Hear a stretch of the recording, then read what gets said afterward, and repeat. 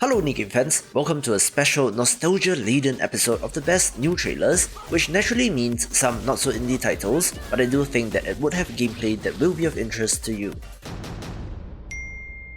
Let's begin with Streets of Rage 4 Mr. X Nightmare, an upcoming DLC to one of the best beat-em-ups in recent memory.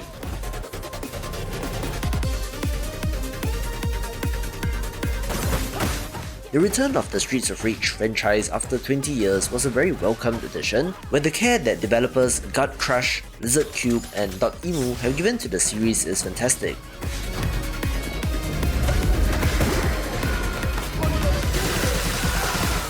This takes place in a training simulation where heroes want to be prepared for future threats, with new features including new playable characters, moves, weapons and enemies, as well as a survival mode with weekly challenges, which will keep this community occupied and very happy.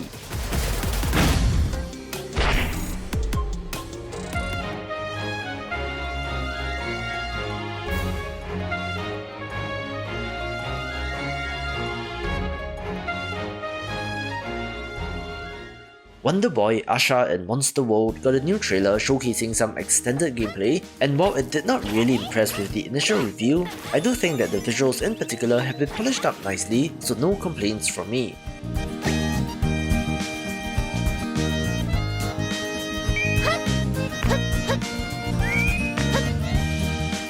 This is a remake of Monster World 4, originally released in 1994, and brings the series to a new era.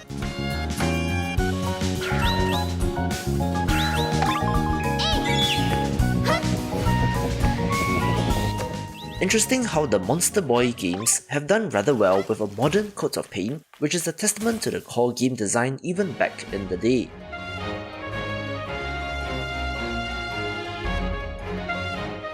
This launches in Japan on Switch pretty soon, with Western releases in Q2, so you just have to wait a little bit longer for this.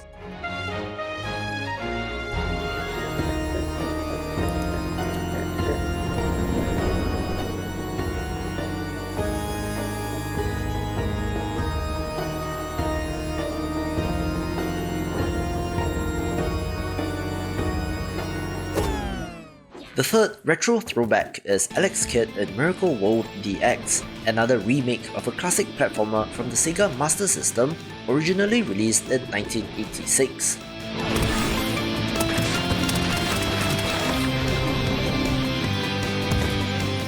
This brings the game into the modern era with some wonderful pixel art and designs, but does also have the option to toggle back to the classic look.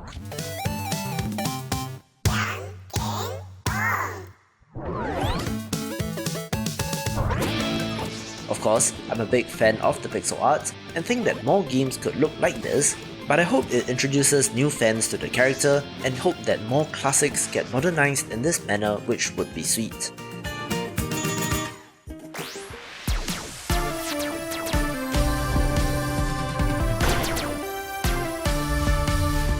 The final retro title on the list is Whisker Squadron, an aerial combat title with cats piloting ships, of course being a nod to Star Fox.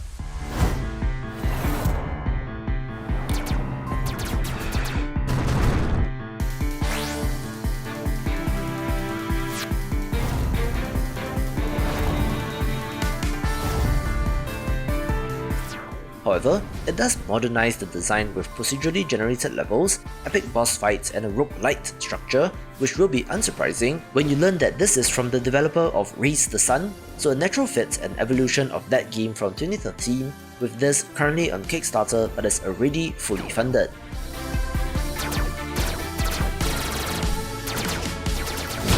I know who you are. We're the same, you and I. When last talking about stop-motion claymation games with Vocabulantes, I mentioned that I don't really like this type of art style and animation since it does creep me out, but since some of you do, check out this extensive trailer for Halibut. It may have started with one man, but it took the hearts and minds of many more to make the dream a reality. That dream began at the height of the Cold War, when the world was on the very brink of annihilation. He conceived of an Ark-like spacefaring ship. After 200 years, we finally arrived at our destination, only to find that the promising, watery planet contained no habitable landmass and dense toxic gases in the atmosphere. You know what they say about a captain going down with his ship? That sounds like a sad story. Yeah, but mine is sadder. I was born destined to be a captain of a ship that was already down. Didn't you live through the crash too? Sure did, bucko. Hell of a thing. Everyone certainly had to readjust. Welcome to the Agora Arcades. A new boys' team? What's it gonna pick up anyway? Alien radio drama? Professor, would you like to sit? No, thank you. I prefer to stand. Oh, a woman of action, I love that. What do you think is going to happen now that Earth is okay? Everyone wants to go back, but... Yeah, it'll take a while, right? Too long. Haven't you been craving some adventure? Oh, sure, but what if I get the adventure wrong?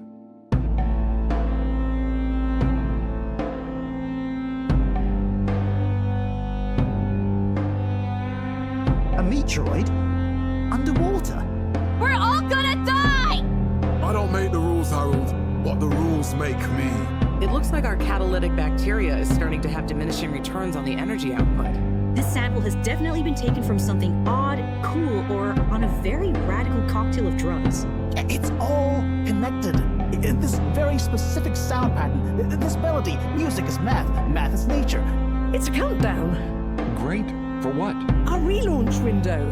And if we miss it? We wait for 80 years.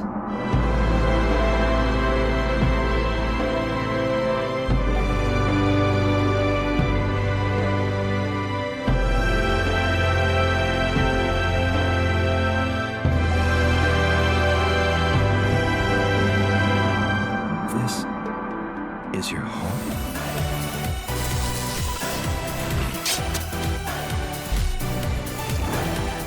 The Ninja Warrior or Wipeout style game show has been fairly consistently popular in TV, and with the success of something like Fall Guys is to Takeshi's Castle, Slaughter League hopes to do a similar thing with a slight twist.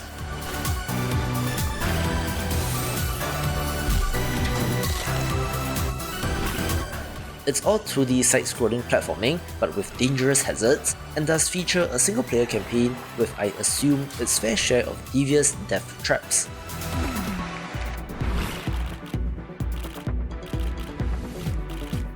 Where it should shine though is the multiplayer, where you race against other players, and should definitely be fun with friends.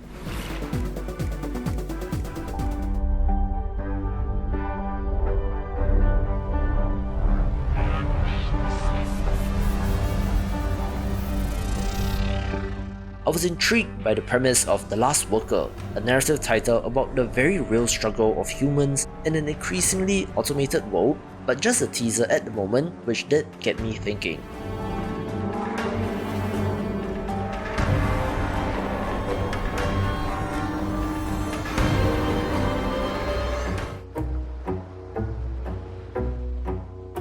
A wonderful looking adventure title is Postal Secret, one that has you exploring an archipelago to solve a mystery, coming to us from a student team, which is impressive, and best of all, this is free, so check it out on itch.io.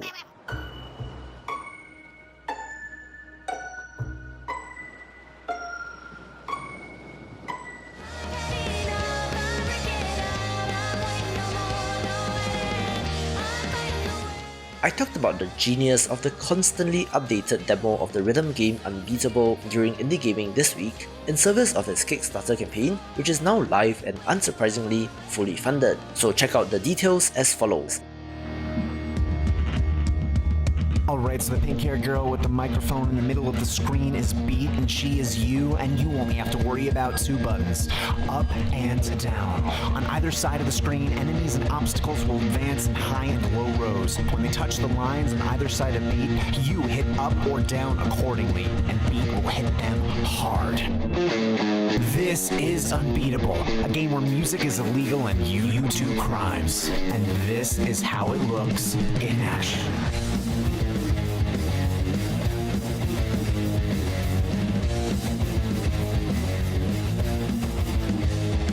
And look, you know the drill. Sometimes enemies come at the same time in both lanes. Sometimes enemies need more than one hit. Sometimes they need a whole bunch of hits. And sometimes you need to hold down one button while hitting the other button sporadically and paying attention to other nodes that disappear before you can even get your bearings. That's just how these things go. And if you can't keep up, Beat can't keep up. And if she can't keep up, she gets hurt. And if she gets hurt, well, let's not focus on that. We're getting too in the weeds here anyway, because that's only half the game. See, when Beat's not doing all of that, she'll be exploring an open cityscape with an active day-night cycle, uncovering secrets, playing mini-games, talking to and helping out or not helping out the locals, and rehearsing with her band for the set list she'll be building out of the game's 100% original soundtrack.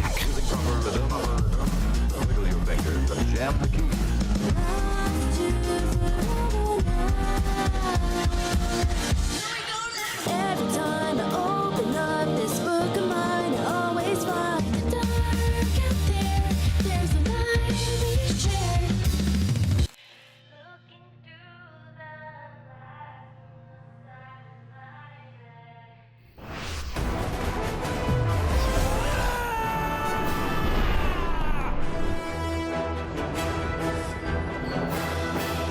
If we don't do something soon, Harrion is lost. The long-in-development JRPG Edge of Eternity makes it out of early access after about 2.5 years, being a very ambitious project with an impressive look. While you only have a party of 2 characters, the story is epic, the world building fantastic, and the combat system pretty fun, so of course I have to give it a shout out. And you want to know my secret, right?